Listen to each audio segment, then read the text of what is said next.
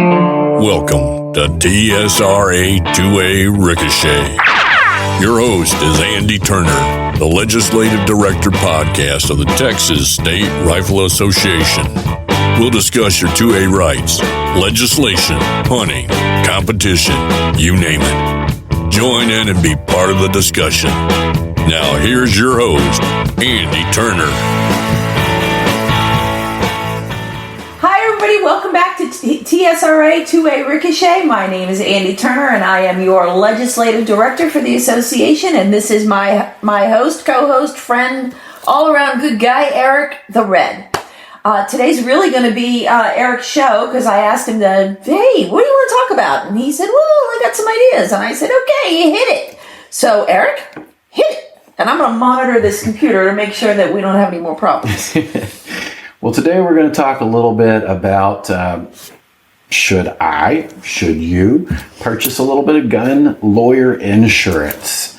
I am no lawyer. This is no legal advice on my behalf.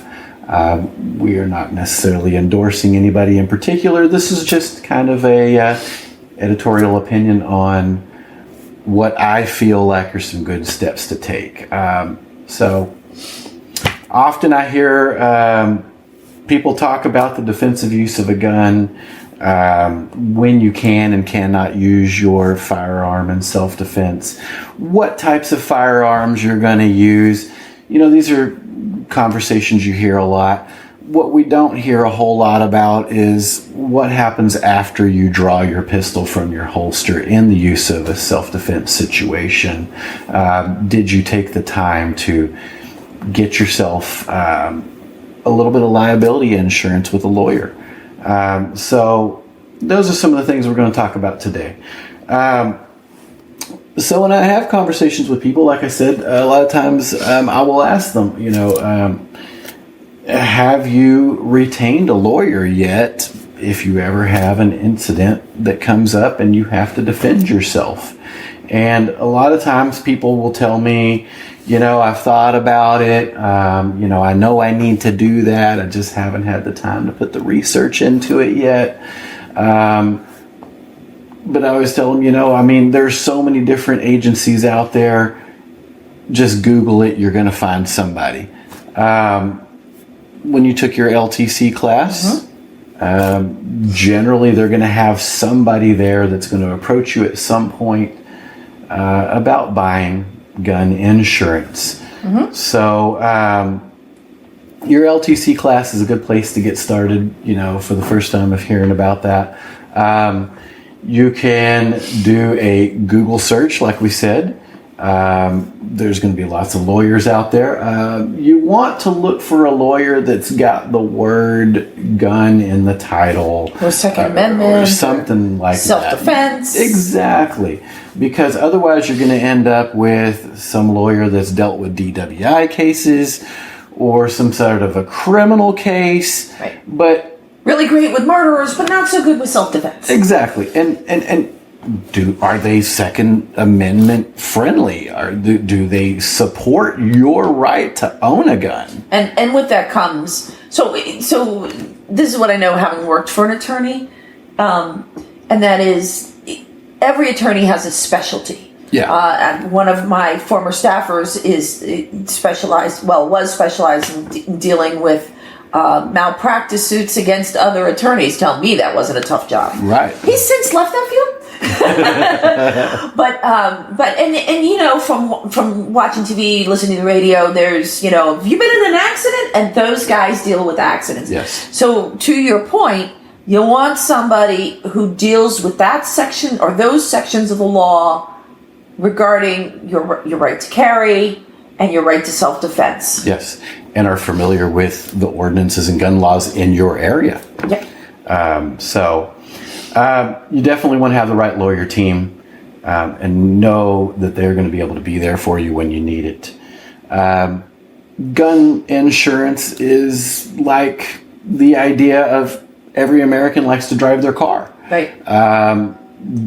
There are a few people out there that drive without insurance, but we all know that's not a good idea because at some point or another you're going to get into an accident, And it's the same thing as being a concealed carrier. You're doing what you need to do. You're staying on the right letter of the law. But same thing with driving.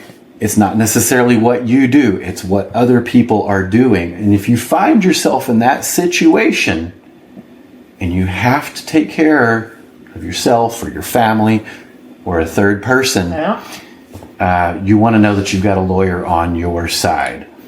So make sure you find and retain a good lawyer as soon as you get your LTC or as soon as you decide to own a gun, really. I mean, I would say the moment you walk out your door, but I mean, really, honestly, even if you don't carry on you, even if you just have it at your home, it's not a bad idea. No, because here's the thing. We talked about this in a previous episode. Police are trained to do their jobs, thank God. And their job, if they believe that you have committed a crime, sometimes it's just fact-finding, right? But their job, if they take you in and they're questioning you, we used this example in, 2 episodes ago, where they'll use something, and I forgot what the technique is called, but I just read about it this morning, and they'll say, look, we know you took the jewelry out of the jewelry store. Maybe you just didn't realize how expensive it really was. And so somebody who doesn't know might say, I had no idea. Entrapment. Right. Well, actually, no, that's not entrapment. It's not technically entrapment. It's not entrapment. First of all, legally, the police can lie to you. Yeah. They absolutely can, and that's not entrapment. Not under the eyes of the law. Don't everybody beat me up. I'm just telling you what my experience is, what I learned sitting on the floor of judiciary in another state. And so technically they can. Now, I would like to think that that's not a necessary part of their job. Sounds unethical to me, but... Well, I mean, if the bad guys are going to lie, so it's a tightrope act, it really is. So this is why I advise you, if you are arrested, you comply with handing over your ID, and then you say, I'd like a lawyer, please. I'd like a lawyer, I would like to exercise my But rights. we just want to know, talk to the lawyer first. Because, and we've seen this right now, and we've seen it on shows. I've seen it. And I'm sorry, I keep looking at the computer, but Eric knows we've been having technical difficulties all day, so I'm just checking things. But we've seen it where, they get in there and they say, well, we just want to verify your end of things.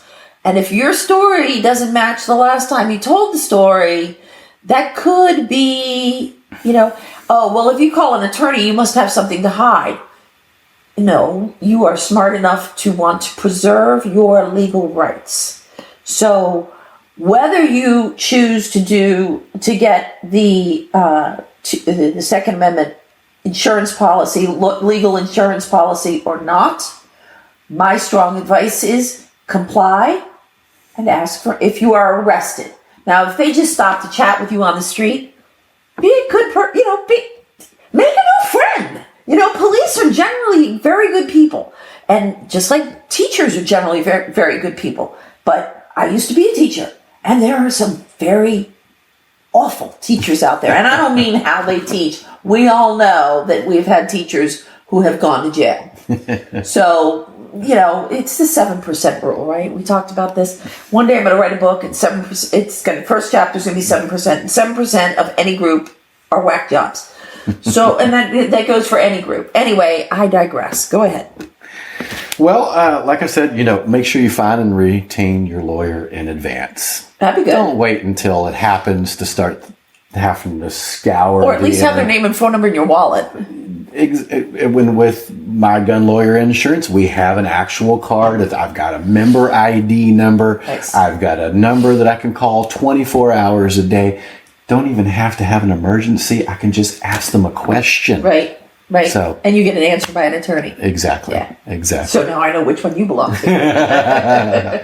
So you want to do that. And certain gun lawyer insurance has a little bit more benefit than others.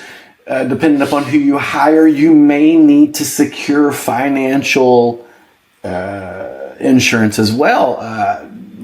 They say the going cost for pulling the trigger and going to court starts out at a bare minimum of $30,000. So let's hope you don't get charged. Yeah, don't know about you. I gotta figure though, if you're in your house and they're in your house and they don't belong in your house, you're probably not gonna get arrested. I would hope not. I would really hope not. Yeah. But so, make sure that you... Ooh, especially if you have an LTC. Well, yes. Make sure that you have secured your finances somehow, whether it be I'm putting money aside in a bank account for that. Just know that whatever your retainer fee is, you're going to get more fees tacked on top of that as court costs build. Whereas with other types of gun insurance, there's a lot out there that do a monthly fee, anywhere between $10 and $50 a month from now till whenever you decide not to do it. And with certain ones, they've even been quoted as saying, we will defend you through civil court, criminal court, civil court, all the way up to the Supreme Court, as well as any appeals courts you need to do to try to maintain your freedom. Some of them only cover one state. Some of them are available in all 50 states. And also be careful, because some of them will say to you, oh, sure, we'll cover you as long as you are found not guilty. Well, I understand. I'm not going down the road of, mass murder and things like that. But I've got to incur all these costs. And then what if there's a deal made? I have all the questions. So if I'm going to have insurance, I'm going to go with one that's going to have my back regardless of the outcome. Yes. So, and I think that's an important thing. And hey, we're still going, so yay. So, yes, make sure that you have that set aside. Make sure you decide whether you're going to hire a lawyer and have a retainer and pay some extra fees, or whether you want to do a monthly charge. I personally like the monthly charge. It's just drafted out of my account. I don't even have to think about it. Yeah. And if an incident occurs, like I said, I've got a card, I call them. I even purchase not only just the coverage for my court cost, but they offer add-ons. I got one that says, we're going to come bail you out, whether it's 2:00 in the morning or whatever. It doesn't matter. Have to spend the night. And we're bailing you out. Yep. You're getting out immediately. Yep. So I like that. I don't know about you, but I don't want to spend the night on the cold floor. I'm with you, brother. So I'm with you.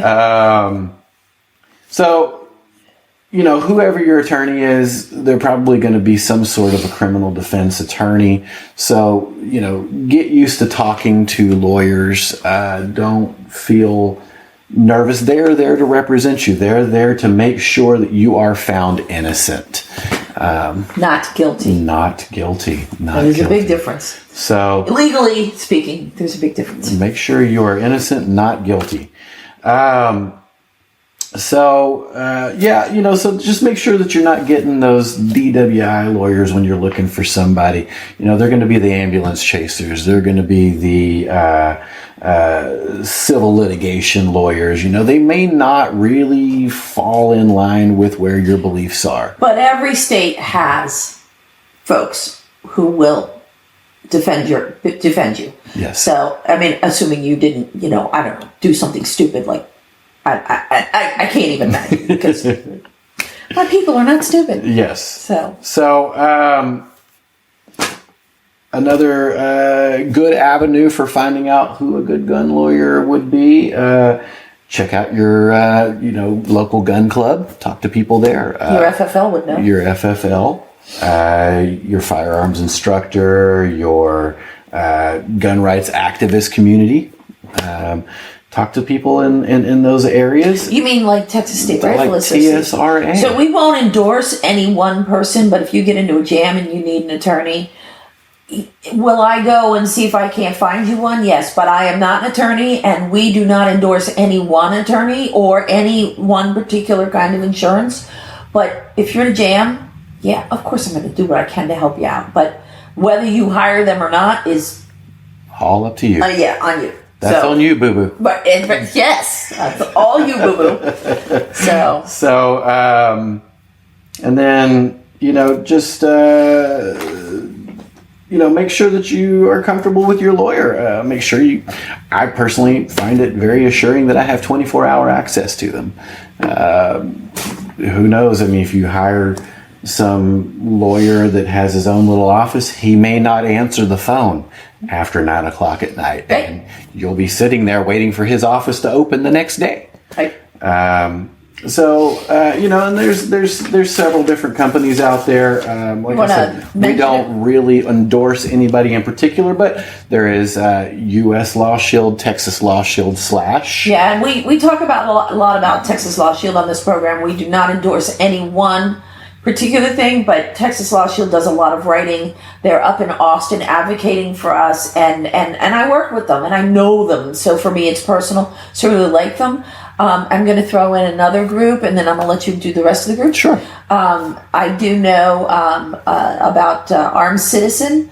I believe it's called the Armed Citizen Network. Legal Defense Network. Yeah, yes. And so they run their insurance program a little bit differently than Law Shield. So, it's a compare and contrast kind of thing. Who else did you find? Well, there's a CCW Safe. Okay. Second Call Defense. Okay. USCCA. And, of course... Should be the United States Concealed Carry Association. Okay. NRA Carry... NRK Carry Guard. I don't know if they still do that. Are they not doing it anymore? I don't think so. Okay. They had them on the list. I didn't know for sure. I think I heard they dropped that, but I'm not sure. But you know what? This is why you Google it, right? So Exactly. So go do research. And certainly, if you're not independently wealthy, I don't know anybody independently wealthy. I wish I was. Right? Yes. I wish I could win the lottery, but that would mean I'd have to buy a ticket. So if you're not independently wealthy, this is something you definitely want to consider, and you do want to look at the differences between the companies and the lawyers and do your research. If you're going to spend the money, do the research. Does that mean you have to do all the research in one night? No, but you can go to one, print out stuff, put it on a coffee table, go to cocktails, or don't go to cocktails, go to the range, and then, Google it again, find another one, put it on the table, go to the range, and then, grab your favorite adult beverage of choice or non-adult beverage of choice and sit down and see which one fits what you think you'll need better. For instance, if I were living in downtown Austin, I might have very different needs because the walls are much thinner than I do here, where I live on a rather large lot, and getting around through these walls, you've seen me outside the house, I'm not going to have to worry about my neighbor. Right. Where in Austin, I sure as heck would have to worry about it. So, I might need a different kind of attorney than you do. And if you're living on 50 acres in the middle of 50 acres, there's certain things you just don't even have to worry about. If your driveway's a mile long and somebody breaks into your house, I can't imagine the police are going to arrest you. So you have to look at your situation and evaluate what you need.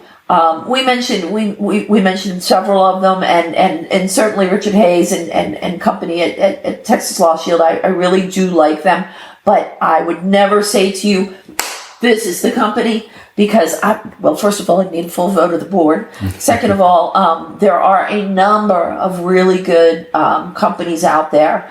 I just use their stuff because they are so prolific with their writing. Yeah. And they're good at it. I mean, they're really good at it. And their writing is, first of all, I'm a grammar Nazi. So, I like their writing style, but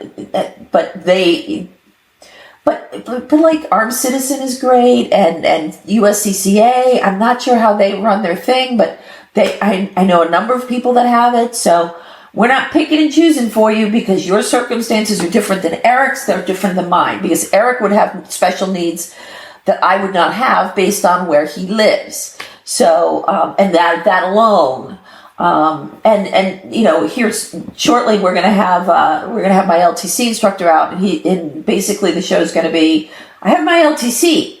Now what? Like, kind of misconceptions and misunderstandings that people have, mistakes that people make, and so he'll talk to you about some of those things, and you probably want to watch that as you evaluate what your needs are and figure out those kind of things. Yeah. But hey, I think we made it through almost the whole episode. Almost. We have been having the worst time lately with getting this videoed, but I think we got it down now.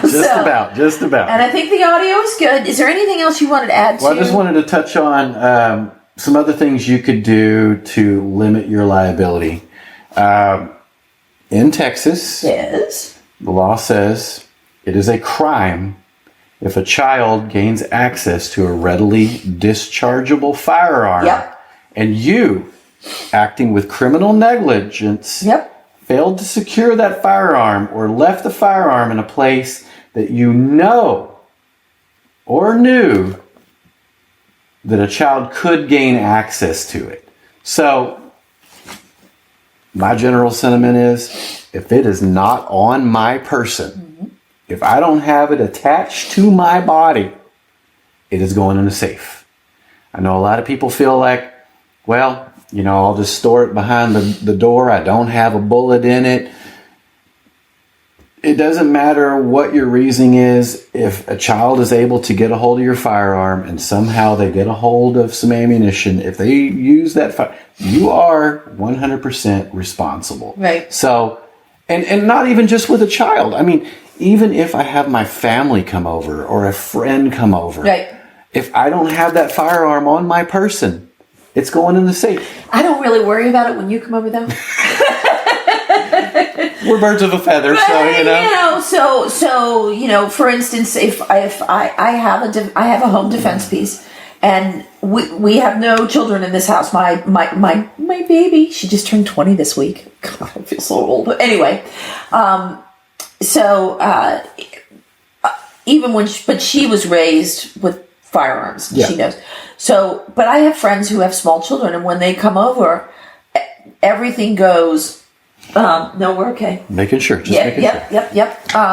Everything goes up and out of sight because if they can't see it, there's nothing to play with. Right. So, and it goes way up. Like I need a ladder up. So if I need a ladder and the ladder's in the garage, and it's on the opposite side of the house, I feel pretty safe about that. I know other people that have that will store them in the cupboard over top the refrigerator, because the kid would have to really, And see, and maybe I go overboard, or just put a trigger lock on. I put trigger locks on mine, and I put them in a safe. And my concealed carry, of course, I've always got on me. But if I take it off and somebody else is in my home, I put it in the safe. Yeah. And everybody's got their own comfortability level. Yeah. Everybody's got their own thing. And that's the thing. And if you've raised your kids, you know what. I mean, you've raised your kids. I've raised my kid, but I still don't trust him that much. Okay. I'm just being honest. Oh, no, that's legit. Yeah, I've had that kid. I've had that. What are you doing now, kid? But that's another story for another day. So, but some other things that you could do is, if you're out in public and you're carrying, keep it concealed. Yeah. And if you decide to open carry, which I'm a big advocate for, I love open carry, make sure you have at least a level 2 retention on your holster. Somebody can just walk up to you if they see you have a firearm and just grab it out of your holster. If you have a level 2 or a level 3, it gives you a little bit more security. They need to know what button to push to release it from your holster. Make a note. We should talk about that in a future episode. But yeah, and this is where Eric and I have a difference of opinion. But my attitude, my philosophy about this is you do you. Okay? Just as Eric is a big proponent for open carry, and he's got really sound reasons for it, he would say to you, I think, that I have very sound reasons for choosing to conceal carry. First of all, there is no mail that I can take down, right? So I would rather have a little surprise. Exactly. And certainly I've taken tactical classes where I've been taught to disarm someone with a gun. Right. But, I haven't practiced that in years. Right. So I would rather have it concealed and unknown, but that's how I'm comfortable. Eric is incredibly comfortable open carrying. And okay, it doesn't bother me, but for me, I don't want to be, I feel like I would be the first target. I'm a woman, I'm not strong, and if somebody sees and knows that I have a gun on me, they're gonna take out the sheep first, right? We talked about this on the last episode, the wolves and the sheep. That's right. Sheep. Anyway, so I choose, and we disagree, but I think we respect each other's reasons for that. Oh yeah. So you do you, boo boo. Well, and another point I wanted to make too was, my opinion. Okay, so especially here in Texas, you don't even have to have an LTC to carry in your vehicle, right? Because it's castle. It's just castle doctrine. Mm-hmm. But my opinion is, don't leave your firearm in your car. I know a lot of people just keep it under the seat or they keep it in the console, and that's what they're comfortable with. Me personally, if somebody ever broke into my vehicle and stole my gun, I would be heartbroken, for one. For number two, I believe, if I'm not mistaken, Texas law says you have 24 hours to report that firearm stolen, in order to avoid other legal ramifications if it's ever used in a crime. I need to look that up. We need to look that up, but I thought that I read that, and so that would be another reason for me to want to keep it on my person, so that I know that if somebody broke into my vehicle, they're never going to get my firearm. And you would have hoped that if your vehicle got broken into, that you would go, oh, well, shoot, is my firearm still there? Yeah. But I'm sure there's some people that don't even remember they put their firearm in their vehicle. Well, there are devices that you can put, say, in your trunk that attach to the metal and then lock down. So they'd actually have to steal your car and then take a welding torch to it. Take the lid off. But and I don't know how you do this, but when I get in the car, I carry in such a manner that I can drive while I'm carrying. Yes. Because, not that carjacking is a huge problem in Texas, particularly in this section of Texas, but if we get carjacked, I'm taking my gun with me. Yeah. And because if you take my car and then I don't know what else your other intentions are, like, you can take my car, but if you come at me, I want my ace in the hole. Yeah.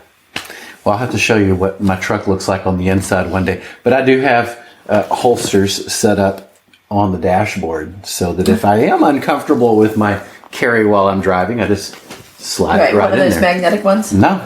It's I custom built it. Yeah, okay. And so because he has an LTC, he can do that now. Yes, exactly. You cannot do that under permitless carry. That's so right. I know we talked about that last episode. I just wanted to bring it up again. Go ahead. And then the last point I wanted to make, of course, everybody's got their own opinion on how they carry. But if you're the type of person like I am, I carry in the cocked and locked position. I am always in the ready position on my firearm. So you carry hot. I carry hot all the time. So you want to make sure, number one, when you draw, that you keep your finger off the trigger. Number one rule. But number two is, if you have an external safety, I know not all guns have an external safety. I prefer an external safety. There's a big debate on whether that's good or bad. We'll get into that on another one. Go ahead. But I like an external safety, and I check it often. Mm-hmm. I make sure that it is always, because even if it's on and you've got it in your holster, your clothing could hit it and knock it off. So just always double check that. Well, and this gets to, and we'll talk more about this when Carl's here, but because he really did great things for my tactical education. So where it came from, there was no way I was ever going to be able to carry. So I had a Utah permit, but you got to leave the state to be able to carry. So I would carry with my Glock 9, my 9mm. But I never carried hot because it made me incredibly nervous because I was carrying here for a variety of reasons, which are no longer necessary. But I used to carry here, and that's fine. But it made me incredibly nervous if I carried hot. And what did Daddy always say? Don't do anything unless you're ready to do it. And if you're not comfortable doing it, don't do it when it comes to guns. Absolutely. So, I was not comfortable. So I mean, yeah, the magazine was, fully loaded, but there was not one in the chamber because I just worried that if I pull it out, I would rather have to remember to rack it and then fire than to have some accident happen. So I took Carl's class. And we'll get into this when he comes. But I took Carl's class, and we went through a number of, because I've always shot 9 and 40. And I had bought a brand new 9. I won't name the brand because somebody will say that I said I didn't like it. I didn't like it for me because I tried to shoot, couldn't hit the side of the barn, inside the barn. And the bottom line was, I took Carl's class, and I called Carl ahead of time and said, dude, I don't know what I'm going to do. I want to bring my carry piece to the class. There's no front sight. There's no back sight. There's this little, and y'all will know what this is, but there was this little green, tube, right? Oh, yeah. And I couldn't, and I was with a very experienced, I was with my husband, but also a very experienced shooter. And, so I went out, I took Carl's class, and we went through a number of 9s, and he handed me this gun, and I had gone from small watermelon to mid-size apples to small apple groupings. I was doing really great. I was really happy with it. Nice, yeah. And I said, what is this? And he told me, and it was a 380, and I said to him, Carl, I shoot with guys. I don't belong to the ladies' league. I'm the legislative director for the largest state 2A. That's where our problem is, I think, by the way. So just watch the court. We'll talk about that. I'm sorry, it's technical difficulties, but we're rolling. And he goes, well, I find that a hole in the heart or a hole in the lungs is usually sufficient. But this thing, the reason I wanted to bring this up, doesn't just have the button safety, the external button safety. It's got on the back of the grip a safety, so when you have to grip it hard. Yes. So when I pull it out, I just don't touch that, and we're fine. And it comes out and I don't have to worry about accidental discharge or anything like I would with my Glock, right, which is all internal. Right. That's how I'm comfortable. But the bottom line is, you got to carry so you're comfortable. That's right. And that's why a solid LTC instructor is worth their weight in gold. Yes. And Carl is the only one, but he's the only one that was willing to come on the show and that I could count on to know what he was talking about. So he'll be on the show, actually, next episode. Awesome. But, no, that's all I had on that. Cool. Other than that, all I had was an article that I had read the other day. It was posted about that toddler up in Granbury. Oh, yeah. And it was just kind of tied into the whole safety and, of course, gun lawyer insurance kind of thing, because they had a 2-year-old toddler had found... 1-year-old. Child was 1 year old. Okay. It was something like that. It was either 1 or 2, but they found the gun wedged in between the seat, and he pulled the gun out and shot the sibling and the mother with one shot. Just went right through the sibling's leg. It was one shot? Into the mother's rib cage and went into her chest area. The toddler was fine. Minor surgery to fix some skin. The mother was a little bit more of the serious, but she's going to be okay according to the report. So... And what about the sibling? The sibling will be just fine. It'll be just fine. And there hasn't been any more details on it, so I couldn't tell you if the parents are going to get charged or not. But I would think that's negligence on their part for sure, especially under Texas law. Well, according to the law you just read. Yes, so anything can happen if you have a firearm. whether it's loaded or not, keep it out of your children's hands, please. Yeah. And that's all I had for today. I will add to this the little spin. I spend some time on Twitter for those of you who participate in Twitter, and a certain predominantly female gun control group, who I refuse to say their name, but everybody will know who you're talking about. Use that as an excuse to say that accident, that tragedy, was because a permit was carried. And it has nothing to do with it. What? I mean, I know, I should be used to this, but it's like, where do you get did you even go to school and learn, logic? No. I mean, if we hadn't passed permitless carry, what would you say that was attributed to? Yeah. Anyway, so, they're trying to make hay with what is an absolute tragedy, and of course we don't know all the facts in the case because it hasn't been to court. So I will be interested to follow up and see exactly what did happen there. There you go. So, but anyway, so be safe and make sure your kids are safe if you've got them in the house and and in the meantime, hit the range, go practice, and go find you if you feel like you need Second Amendment insurance. Eric's had some wonderful suggestions, and we will see you next week. Well, you won't see him next week, but we will see you. We will see you soon, and we look forward to it. And this is my fabulous co-host, Eric the Red, and I am Andy Turner, your legislative director for the Texas State Rifle Association. Have a great week. Thanks, y'all. Thank you so much.